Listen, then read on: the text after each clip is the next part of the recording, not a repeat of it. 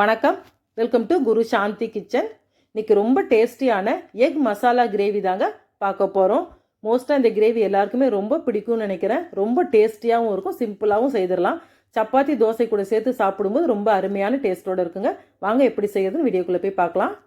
இப்போ இந்த பேனில் 1 ஸ்பூன் எண்ணெய் விட்டுருக்குறேன். அதில் ஏற்கனவே பாயில் பண்ணி எடுத்து வச்சு 5 முட்டைகளை சேர்த்துக்கலாம். இப்போ இந்த முட்டைகளை லேசாக ஃப்ரை பண்ணி எடுத்துக்க போகிறோம். இதில் உப்பு காரம் எதுவுமே சேர்க்க தேவையில்லைங்க. வெறும் முட்டையை மட்டும் ஃப்ரை பண்ணி எடுத்தால் போதும். கொஞ்சம் கலர் மாறி வரணும், அவ்வளோதான். பாருங்கள், இந்த அளவு கலர் மாறி வந்திருக்கு. இப்போ இந்த முட்டைகளை வேறு ஒரு பிளேட்டில் மாற்றி எடுத்து வச்சிடலாம்.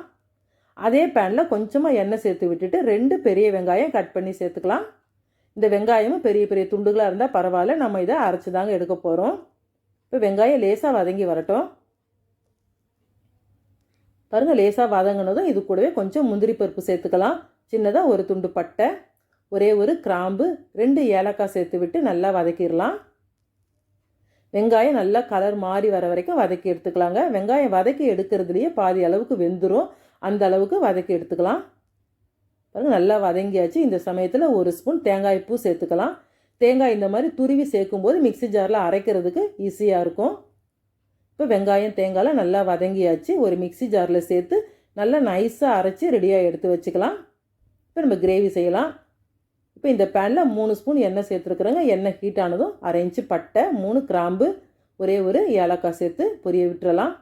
ஸ்டவ் நல்லா சிம்மில் வச்ச பிறகு 1/4 ஸ்பூன் மஞ்சள் பொடி, 1 ஸ்பூன் தனி மிளகாய் பொடி, 1 ஸ்பூன் தனியா பொடி, 1/2 ஸ்பூன் கரம் மசாலா சேர்த்து நல்லா வதக்கிடுங்க. ஸ்டவ் சிம்லேயே இருக்கட்டும். இப்போ ஓரளவு வதங்கினது அது கூடவே சின்னதாக ஒரு வெங்காயம் எடுத்து பொடியாக கட் பண்ணி சேர்த்துக்கலாம். இது கூடவே வெங்காயம் இந்த எண்ணெயிலே சீக்கிரமாக பொரிஞ்சு வந்துடும். பாருங்கள், நல்லா வதங்கியாச்சு. இப்போ இந்த சமயத்தில் 2 தக்காளி கொஞ்சம் பெரிய பெரிய துண்டுகளாகவே கட் பண்ணி சேர்த்துக்கலாம். இதில் தக்காளியும் நல்லா இந்த எண்ணெயிலேயே வதங்கி வரட்டும். தக்காளி கொஞ்சம் பெரிய துண்டுகளாக இருந்தால் தான் சீக்கிரம் குழையாது. நமக்கு இந்த கிரேவிக்கு தக்காளி ரொம்ப குழஞ்சி வந்ததுன்னா உங்களுக்கு கிரேவி டேஸ்ட்டே மாறிடும். அதுதான் கொஞ்சம் பெரிய துண்டுகளாக போட்டு லேசாக வதக்கணும்னு சொல்கிறது. இப்போ இது கூடவே 2 பச்சை மிளகாவையும் சேர்த்து விட்டுறலாம். லேசாக கீரி போட்டால் போதும் பச்சை மிளகாவை. இந்த கிரேவியில் இன்னும் நம்ம உப்பு சேர்க்கலை. இப்போ இது கூடவே 1 ஸ்பூன் இஞ்சி பூண்டு பேஸ்ட்டு சேர்த்துக்கலாம். சேர்த்து நல்லா கிளறி கொடுத்துருங்க. பாருங்கள், தக்காளி இன்னும் பார்க்குறதுக்கு முழுசாக தான் இருக்குது, ஆனால் நல்லா சாஃப்டாக வெந்து வந்திருக்கு. இந்த சமயத்தில் 2 ஸ்பூன் புளிக்காத தயிர் சேர்த்துக்கலாம். தயிர் சேர்த்து நல்லா கலரி கொடுத்துருங்க. தயிர் முந்திரியெல்லாம் சேர்த்து செய்யும்போது இந்த கிரேவி ரொம்ப டேஸ்ட்டாக இருக்கும் சாப்பிட்றதுக்கு. நல்லா கலர் மாறி வந்தாச்சு.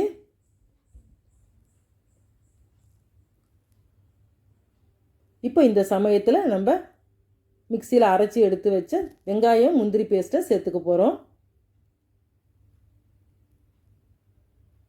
நல்லா கிளறி கொடுத்துடலாங்க. இதில்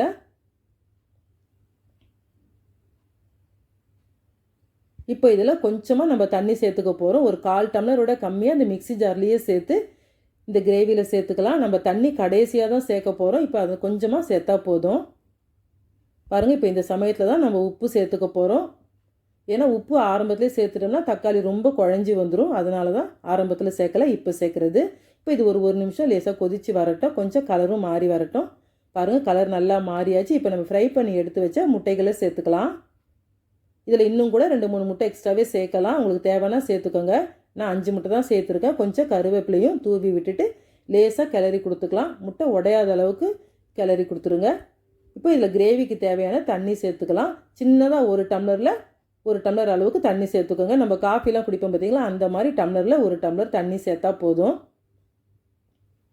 சேர்த்து நல்லா கிளறி கொடுத்துருங்க.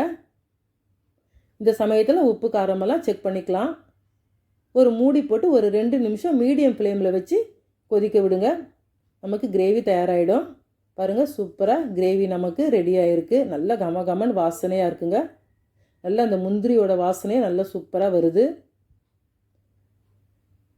சூப்பராக நமக்கு எக் மசாலா கிரேவி ரெடி ஆயிடுச்சு. கொஞ்சமாக கொத்தமல்லி தழை தூவி ஸ்டவ்வை ஆஃப் பண்ணிட வேண்டியது தாங்க.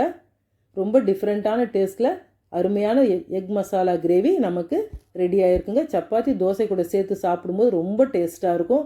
அதே மாதிரி வெஜ் புலாவ் ஜீரா ரைஸ்க்கும் சைட் டிஷ்ஷாக வச்சு சாப்பிட்லாம். அவ்வளோ அருமையாக இருக்குங்க இது. எப்பவும் ஒரே மாதிரி செய்யாமல் இந்த மாதிரி டிஃப்ரெண்ட்டாக செய்யும்போது எல்லாருமே விரும்பி சாப்பிடுவாங்க. ரொம்ப அருமையான எக் மசாலா கிரேவி நமக்கு ரெடியாக இருக்குது. இதே மாதிரி ட்ரை பண்ணிவிட்டு நீங்களும் கண்டிப்பாக செய்யுங்க. செய்துட்டு கமெண்ட் பண்ணுங்கள், லைக் ஷேர் பண்ணுங்கள். இந்த வீடியோ பிடிச்சிருந்தால் மறக்காமல் நம்ம சேனலுக்கு சப்ஸ்கிரைப் பண்ணிக்கோங்க. நன்றி, வணக்கம்.